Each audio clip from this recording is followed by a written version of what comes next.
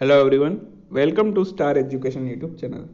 Star education YouTube ચેનલમાં આપ સૌનું ખૂબ ખૂબ સ્વાગત છે. આજનો જે વિડીયો છે એમાં આપણે ચર્ચા કરીશું 24 નવેમ્બરના તમામ મહત્વના કરંટ અફેર. ડેઇલી માત્ર 10 મિનિટની અંદર દિવસના જે પણ કાંઈ અગત્યના કરંટ અફેર હોય છે જે તમારી પરીક્ષા માટે મહત્વપૂર્ણ હોય છે તમામ કરંટ અફેર માત્ર 10 મિનિટની અંદર કવર કરી લઈએ છીએ. તો આ વિડીયો જીપીએસસી અને ગૌણ સેવાની તમામ પરીક્ષાઓમાં ઉપયોગી બનશે. ટેલિગ્રામ ચેનલમાં જોડાઈ શકો છો. 500થી વધુ લોકો જોડાઈ ચૂકેલા છે અને માત્ર સ્ટાર એજ્યુકેશન લખી ટેલિગ્રામમાં સર્ચ કરશો એટલે ટેલિગ્રામ ચેનલ મળી જશે. બાકી વોટ્સએપ ગ્રુપમાં જોડાવવું હોય તો 5 નવા વોટ્સએપ ગ્રુપની લિંક ડિસ્ક્રિપ્શનમાં છે. કોઈ પણ એક વોટ્સએપ ગ્રુપમાં જોડાઈ શકો છો. શરૂ કરીએ આજના કરંટ અફેર 24 નવેમ્બરના. સૌથી પહેલો પ્રશ્ન આજના વિડીયોમાં. તાજેતરમાં G77 ચર્ચામાં હતું. G77માં કુલ કેટલા સભ્ય દેશો છે? G77 આમાં તમને ઓપ્શનમાં કદાચ એક 77 પણ આપી દે અને આપણે બધા એ લખીને આવીએ, પરંતુ G77 જે ગ્રુપ છે એમાં કુલ 134 દેશો છે. કેટલા છે? 134. બરાબર. ગ્રુપ ઓફ 77 નામ છે આખું એનું. તો એમાં કુલ 134 દેશો છે. બરાબર. તમને પ્રશ્ન એવો પૂછાય G20માં કેટલા દેશો છે? તો તમારો આન્સર આવે 19. બરાબર. 19 દેશો છે જોડાયેલા છે અને એક છે યુરોપિયન યુનિયન. બરાબર. તો આ તમામ થઈને G20નો આખો ગ્રુપ બને છે. તો એ પણ એક ખાલી નોલેજ માટે યાદ રાખજો. તો G77 છે હાલમાં જ ચર્ચામાં શા માટે હતું પહેલાં તો એ વાત કરીએ તો કોરોના વાયરસ છે એને રોકવા તેમજ કોરોના વાયરસની વેક્સિન બનાવવા માટે વધુ મહેનત કરવી પડશે વિકસિત દેશોને. બરાબર. એવું G77ના દેશોએ વિકસિત દેશોને પ્રસ્તાવ મૂકેલો છે. બરાબર. તો G77 છે એ શું છે? વિકાસશીલ દેશોનું એક આખું ગ્રુપ છે જેમાં કુલ 134 સભ્ય દેશો જોડાયેલા છે.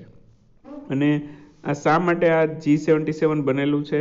તો એક જ પ્રકારની સમસ્યા હોય જેનાથી દરેક દેશો સામનો કરી રહ્યા હોય અને તો એ માટે G77 દેશો છે પોતાના વિચારો એક સાથે સંયુક્ત રાષ્ટ્રની અંદર મૂકે જેથી સમસ્યાનો ઉકેલ આવી શકે. તો આ માટે થઈને આખું G77 બનેલું છે. અને ભારત છે, ભારત પણ એક વિકાસશીલ દેશ છે તો એ પણ યાદ રાખજો. બરાબર. આખા વિકાસશીલ દેશોનું ગ્રુપ છે G77. તાજેતરમાં ભારતીય સેનાએ કઈ તારીખે એન્જિનિયર કોર દિવસની ઉજવણી કરી હતી? એન્જિનિયર કોર દિવસ છે ઉજવાયેલો હતો 18 નવેમ્બરે.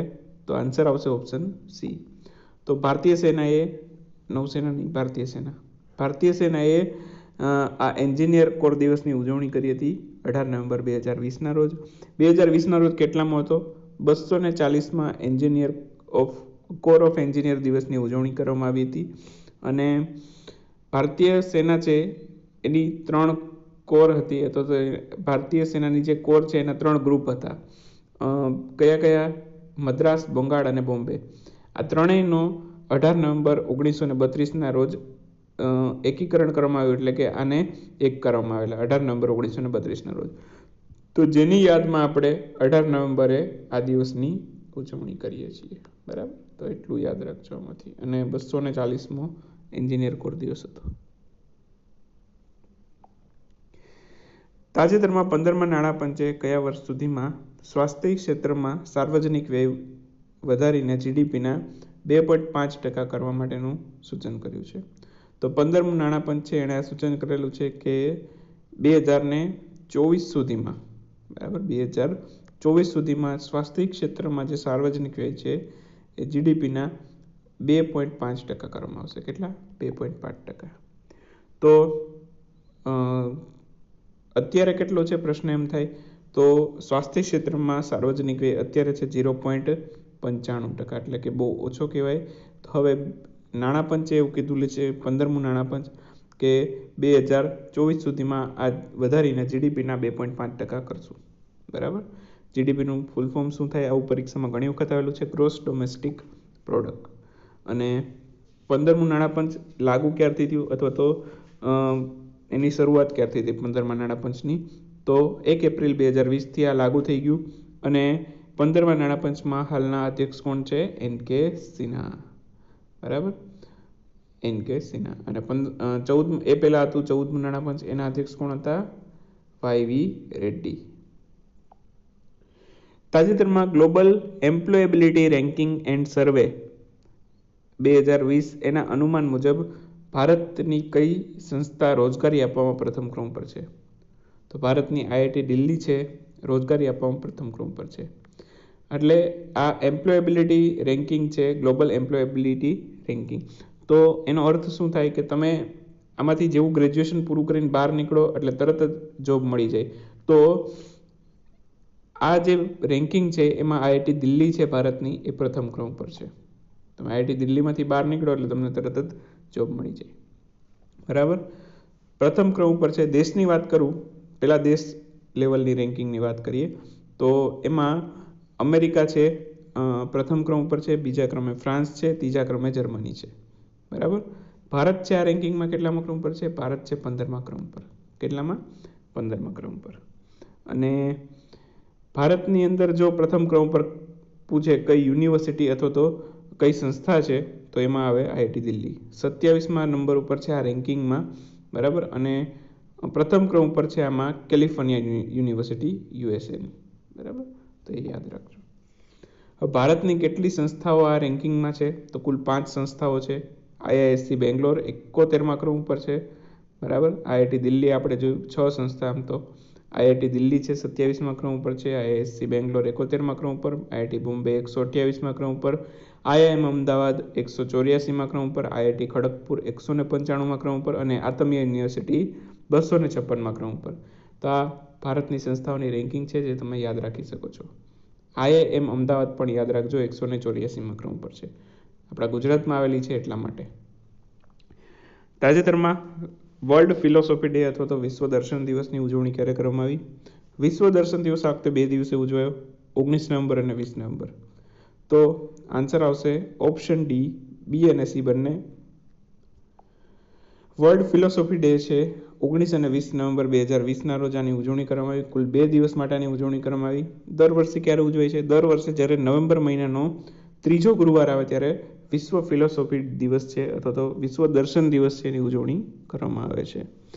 હવે અગાઉ મારાથી લગભગ ભૂલમાં કંઈક ખોટી તારીખ અપાઈ ગઈ છે વર્લ્ડ ફિલોસોફી ડેની, તો એ અહીંયા કરેક્શન કરી લેજો. 19 અને 20 નવેમ્બર છે આ વર્ષ માટે. બરાબર, અને નવેમ્બર મહિનાનો જ્યારે ત્રીજો ગુરુવાર આવે ત્યારે આ દિવસ ઉજવીએ છીએ.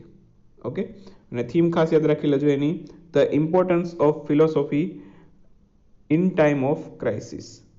તો આ વખતની થીમ છે અને સૌથી પહેલો ઉજવાયો વર્ષ 2002માં. તો એટલી બાબત આમાંથી યાદ રાખજો.